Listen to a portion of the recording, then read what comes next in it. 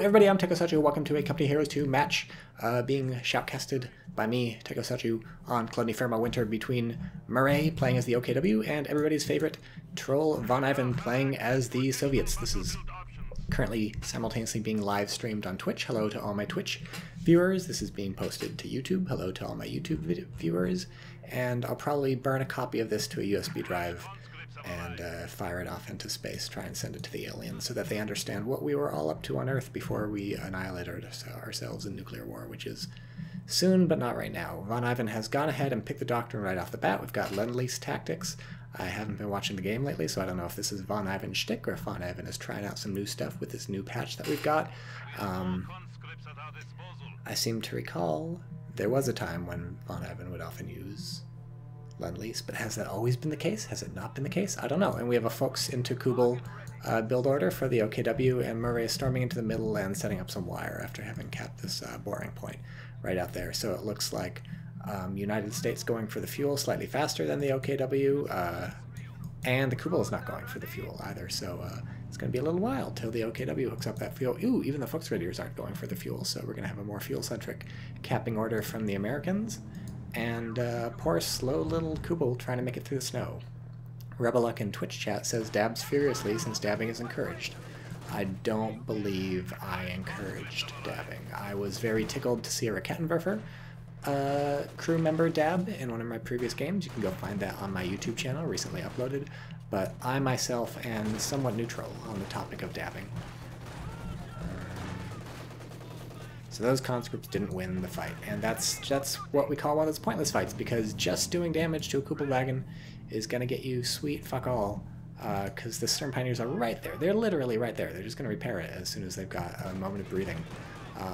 These conscripts can't even get close. They're going to have to walk around the other side and stay in yellow cover if they want to get close. Oh, but we have a nice flank coming from the engineers, so until they get shut down by these folks right here in a moment, that was actually looking pretty good. Some excellent damage on these Stern Pioneers actually having to transition across the red cover. This is suddenly looking very good for the Soviet player, unless they get caught. Ooh, interesting that the Kubel did not try and focus on those conscripts as they were crossing the red road.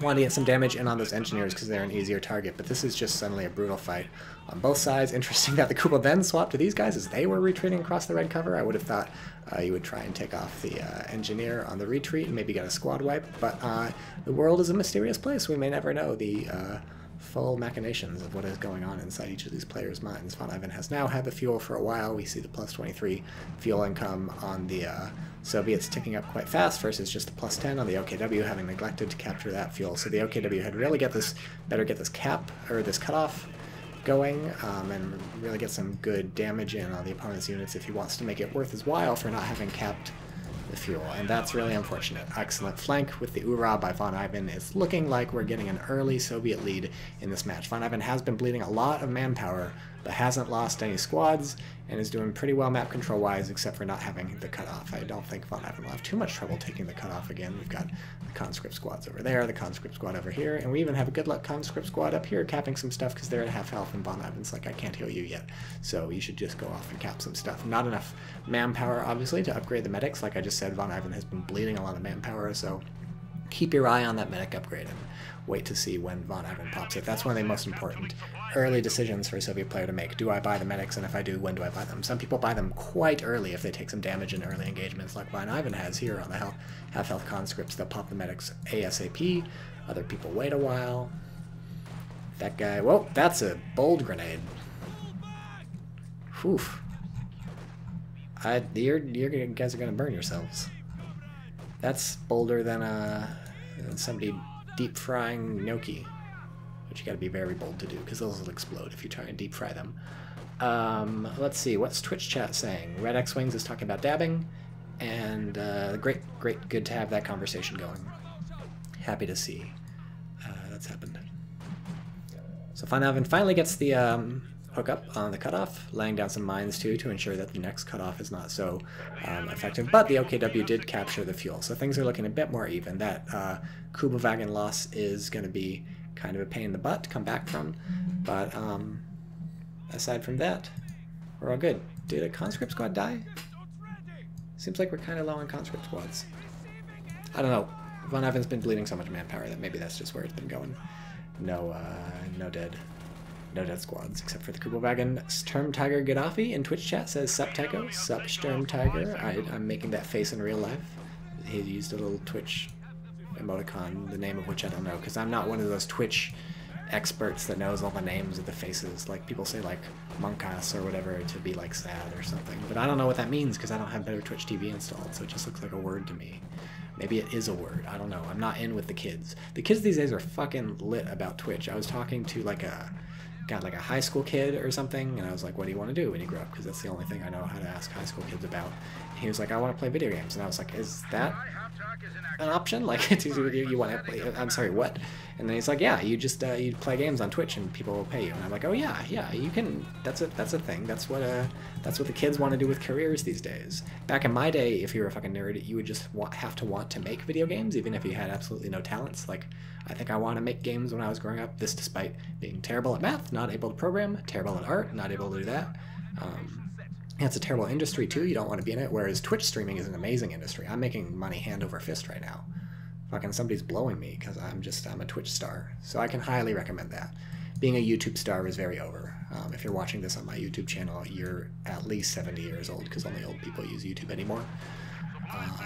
So VonIvan's earlier marauding conscript squad long since pushed off from here. These guys were briefly setting up some sandbags, but then they're gone. They managed to get the decap on the fuel, but really VonIvan is probably worried about this excellent cutoff and fuel cap, by the way, from the OKW, and they're also going to be able to take this back. So now the OKW, from losing that early Kubel, is really coming back into this game, partially on the basis of having found those mines. That's not the biggest thing. I just want to mention that. I forgot to mention it earlier, that the OKW player has some minesweepers, which they put away on the Sturm Pioneers, because you can do that, but they have some minesweepers and they found the mines. I want to mention that, but really, I think we can credit the OKW player for just doing a lot of damage. That manpower bleed really adds up. It's really important to kill squads, but it's almost as important just to do some damage that hurts your opponent manpower-wise. The Kubelwagen to purchase that thing is only 210, so it really doesn't take a lot of dead conscripts to make up for the fact that you lost a Kubelwagen. Really, the important part of preserving squads is merely the fact that you can reinforce them, not the fact that you're losing out on manpower and stuff. So as long as you can make your opponent bleed manpower, it's kind of okay giving up a Kubelwagen, which, by the way, you can't reinforce. People in Twitch chat talking about, like, whippets or something that the teens are into. Great, great. Whatever kills some teens by accident, I'm totally in favor of. These Sturm Pioneers have arrived, they're up to Vet 1, and VonIvan making a concerted effort to get out there on the map, calling in the first doctrinal unit, a DSHK. At the same time, we have an MG34, which picks the wrong window to set up in, so this is going to be bad, bad, bad for the MG34. I guess it's trying to suppress these people in the center, which is a noble endeavor, but look at the fucking damage it's taken. This is the kind of range where an MG is going to wreck your shit. And when I say wreck your shit, I mean wreck your shit. Like, look at that guy. He's fucking dead, even though it had to go through 6 walls to get to him. 6 fucking log cabin walls. 6 fucking gay Republican Abe Lincoln motherfucking walls, and he's still dead. So yeah, that DSHK just destroyed the OKW's positioning, just destroyed the OKW's MG34, and now this is suddenly really, really bad for the OKW, because they're going to be pinned in their base. Colony Firma, one of those maps where it's at least potentially possible to pin some people in the base, more or less. It's not exactly Samoa in the spring. Oof. There's a squad, so Soviet player not in a perfect position. But yeah, there's some potential base pinnage available when you start locking down their exit. These Fox Raiders managed to take that building, which you might have expected the DSHK to want to get into. I guess you can't put a DSHK in a building, right? Yeah, so you can't even put it in the building. But even if it wasn't a DSHK, even if it was just a normal machine gun, there's reasons to put them in the building if you want to pin them in their base, but also reasons not to. Obviously, you're a grenade target once you're in the building. And you also lose a lot of flexibility in terms of repositioning. Your opponent knows exactly where you are. What is that supply drop? Where is it going? I guess it's going in the base. Of course it's going in the base. It's always going in the base. I was just like, well, the plane's flown over 80% of the map and it hasn't dropped yet. Where is it going? Of course it's going in the base! Tycho. You fucking idiot. Poor conscripts dying in the church. Gonna die somewhere. Might as well die where a priest is able to give you your last rites. Are last rites a thing you get in the Eastern Orthodox Church? I feel like the answer is maybe. I'm gonna go with maybe. What does Twitch chat talk about? Fucking robot sex or something. Okay, back to the video game in that case. We have an infantry support gun built, which is missing its first shell on the conscripts, which means its surprise factor is completely gone. That's probably alright. The main use of that infantry support gun is going to be giving that DSHK some problems whenever it shows its face again.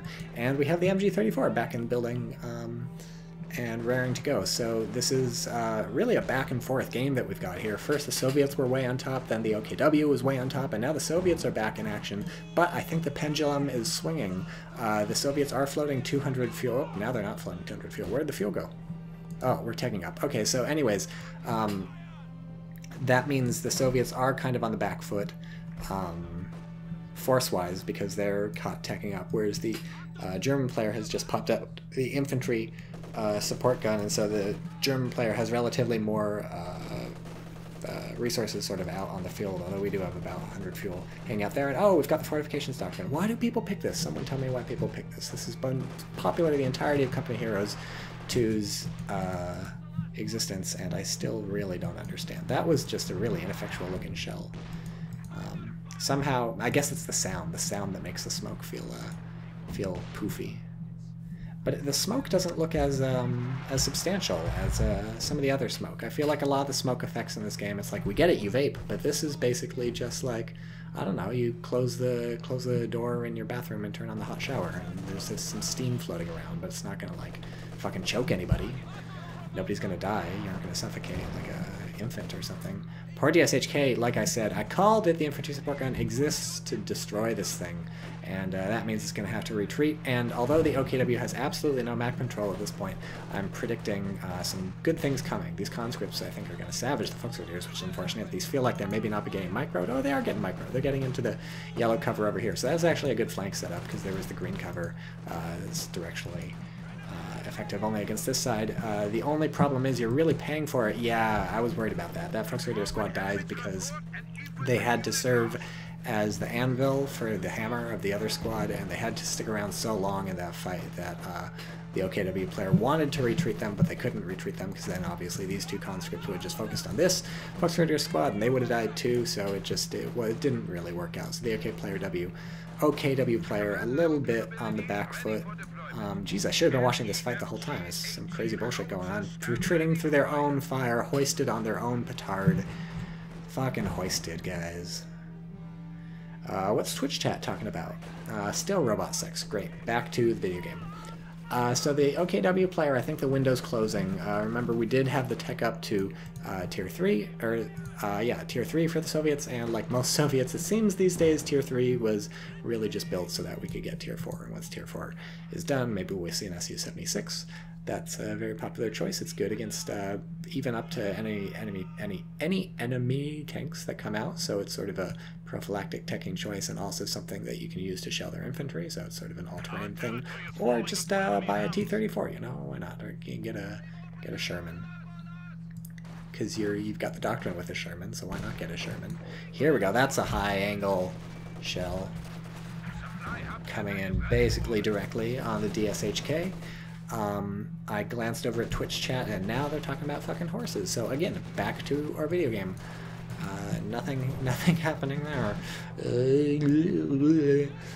How's VonIvan doing?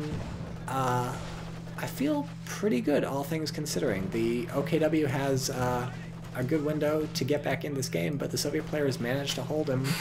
We have incendiary rounds actually popped to try and finish off that DSHK. That was an inspired choice, and now they're going to town on the conscripts, but I fear it was ultimately ineffective. Oof, nice flames. So the OKW player really paying, I think, for not having perfect squad preservation. There was the dead engineer squad from VonIvan, so it's not like both players have perfect, or one player has perfect squad. Neither do, but the OKW would really like to be capping, I think, a bit more of the map than he's currently capping. What are these folks? Okay, good, they're capping. You ever see that little... here's a tip for new players who may exist. You ever see those little, that little flashing clock in the corner? It means the unit idle, but idle is okay if you're capping. I feel like that shouldn't show up if you're currently capping a CP. They shouldn't have the idle. logo. What do you think? Oh, I'll put a poll in my YouTube video. I'm so excited to do this.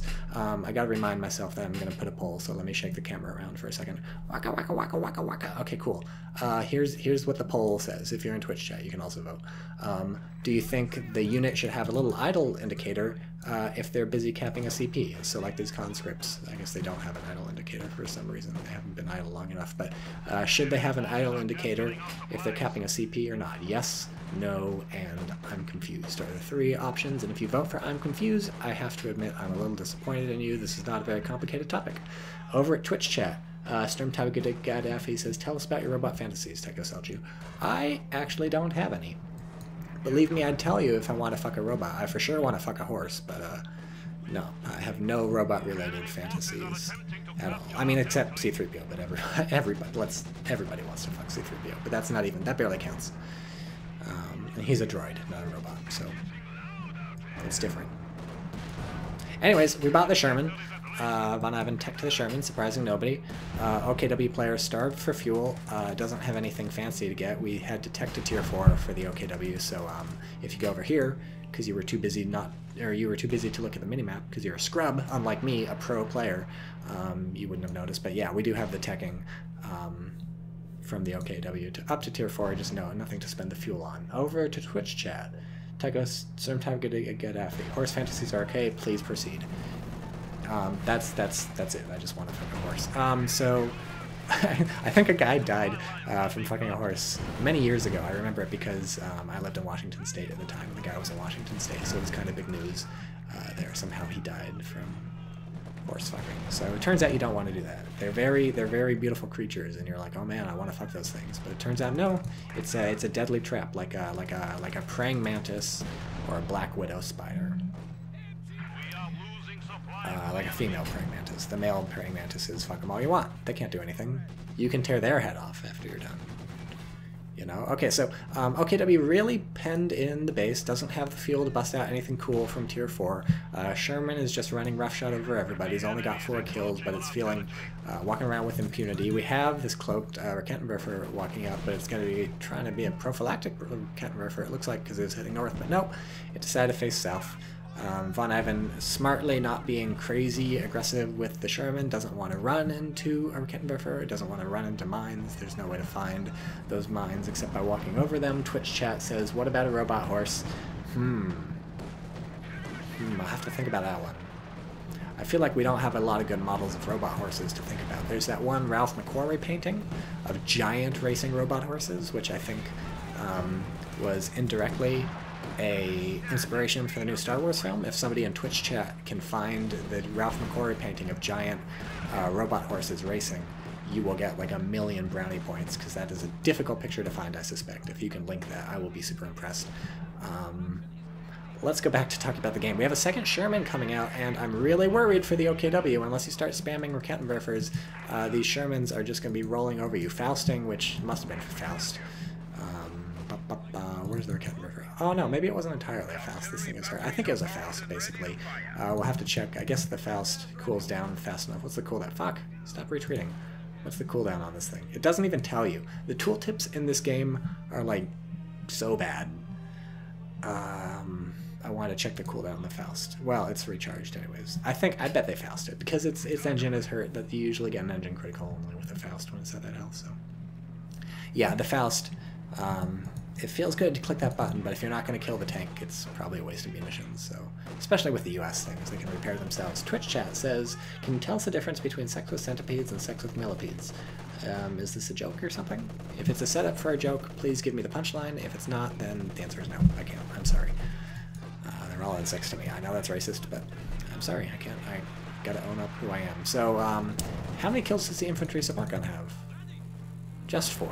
Just 4, but it has an outsized personality, I feel like. You know, it's been really giving this DSHK a run for its money.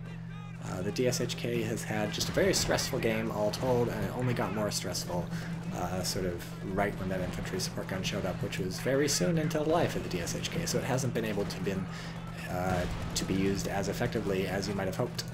Because it's always got to worry about the infantry support gun, which is right now busy firing at Lord knows what. It's firing up here, trying to wipe out the fucking conscripts or something who are flanking this machine gun. There's so much shit going on. Who is doing a better job? It looks like VonIvan won that engagement handily. The DSHK putting in enough damage, and without the infantry support gun supporting the infantry, we're able to roll over with the help of the Sherman, which is now getting owned by Tier 4. And up here also, VonIvan claims an MG34 for himself. So again, we have a Faust. Let's see how fast that cools down. It looks like it's about a 15-second recharge. Again, we have a Faust with little to no chance of catching that thing. The Rakettenwerfer was actually, at that time, retreating. We just lost a squad for the Soviets. Must have been conscripts, but I don't see where. Oh, Jesus! Jesus! How did I miss this? Guys, I missed the Pak-43. Fucking nobody in Twitch chat is talking about this. It's an 88mm. It's a flak 88, and of course it's dead. These things blow chunks. This is one of the reasons why I don't understand why anybody would ever go fortifications doctrine. But whatever. It's exciting that it existed. It can fire through a building. For those of you who have never seen this thing, because it's so terrible that nobody in their right minds builds them. But yeah, so you can fire through a building. So this is a nice place for them because it fires through this building, fires through that building. It's exactly what you want. May actually take out a Sherman here if you can get some eyes on it. Which I don't think he can. Tier 4 doing some work. Doing some work. Is he gonna fire? Oh god. Here we go. Blam. And that's the game. The German player hears the Katusha and he's like, fuck it. Fuck it, I'm out. Okay, so the lesson here is that you really gotta get that fuel. You really gotta hold on to that fuel. The late capping delayed, I think. I mean, not just the late capping, but the Germans' general inability to hold on to quite as much fuel as the Soviets meant that the teching was just way askew. We had Shermans fucking running roughshod all over the map before the OKW player had anything against them. If you wanted to do that, you got to dump heavy into Rakettenwerfers, but both players were just going so fucking ham that it was back and forth the whole time, and that's how things work. You gotta make your teching work for you, is I think the lesson of that game. Does Twitch chat have anything to add? Oh, it only costs 350 manpower now for the 88. Well, I'm sorry, but it's still terrible. And they don't have anything else to add. Wilford says should have gotten a tank before the Pak-43. Well, yeah, fuel starved, remember. Not enough fuel. That's the lesson. Okay, bye, YouTube.